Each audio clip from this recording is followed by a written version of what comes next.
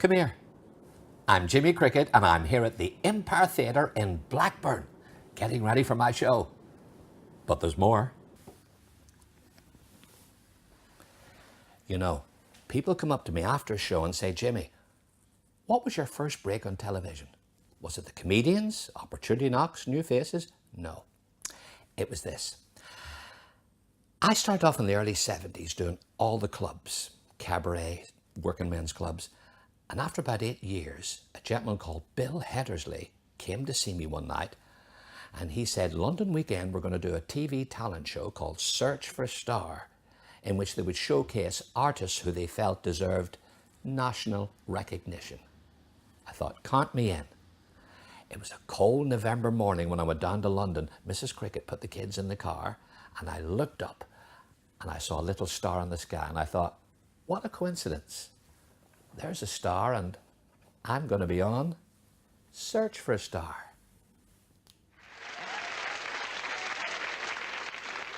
Did I do all right? Did I let you? Oh. I turned up one morning. He said, you're late. You've been late every morning. Do you know what time we start here? I said, no. He said, why? I said, because you're always started by the time I get here.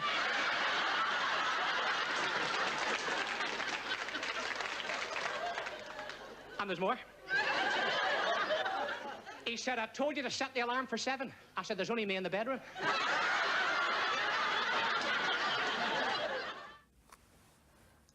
That's me.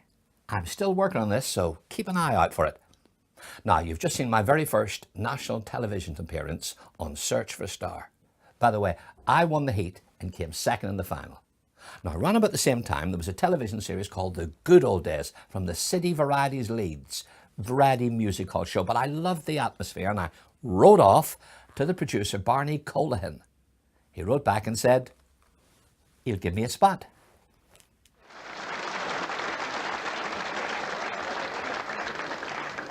Ladies and gentlemen, come here.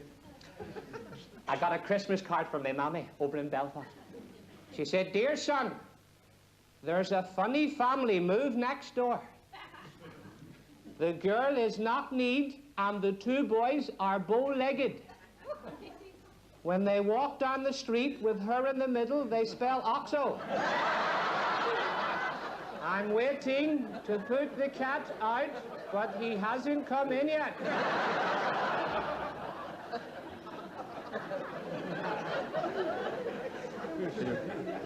The local butcher died and never left a sausage.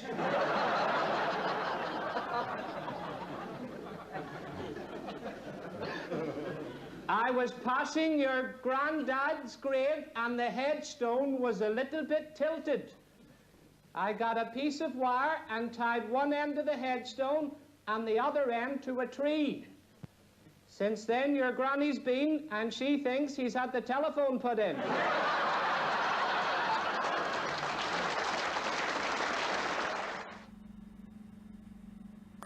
That Good Old Days spot came out just a couple of days before Christmas. It was a great break for me. In fact, I had a manager at the time called Phyllis Rounds.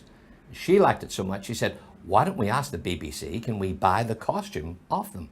They said they hired it from a costumiers called Bermans and Nathans, and when we got in touch with them, they sold us the costume for 60 quid.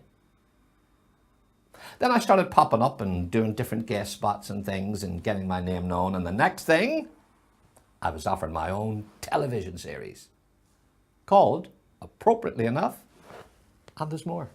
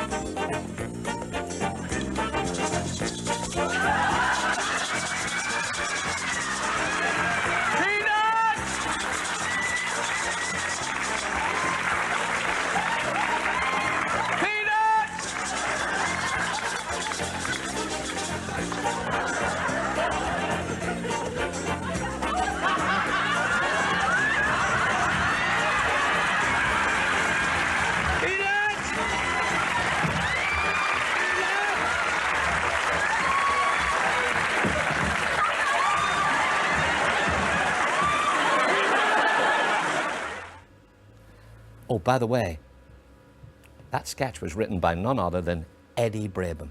Eddie was one of the best comedy writers in the country. He wrote for Ken Dodd, Morecambe and Wise, and I was blessed that he came on and helped me with the show. Now, with telly, you can't always hit the bullseye, but one of the best chat shows I enjoyed was the late, great Bob Monkhouse. Bob was a fabulous comic himself with such a quick and active mind. And, well, Bob Hope once says that comics are very good straight men because they know how to deliver a line for the comedian, and that was true in spades of Bob. This is a little bit of the chat show I did with Bob.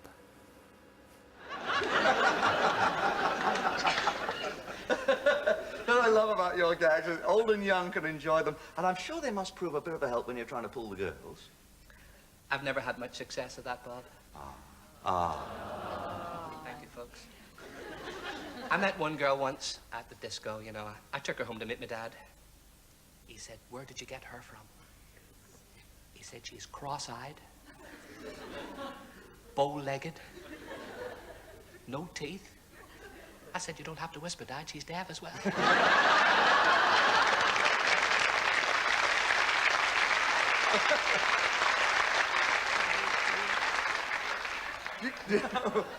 Jimmy, obviously, you get through life with your wonderful sunny good nature, with the advice and guidance of your wise, grey-haired old mummy back there in Ireland. Yeah. You know, I'll never forget the day I left home, Bob. Well, I told her I was coming to England, and the tears rolled down her cheeks. They always did when she laughed.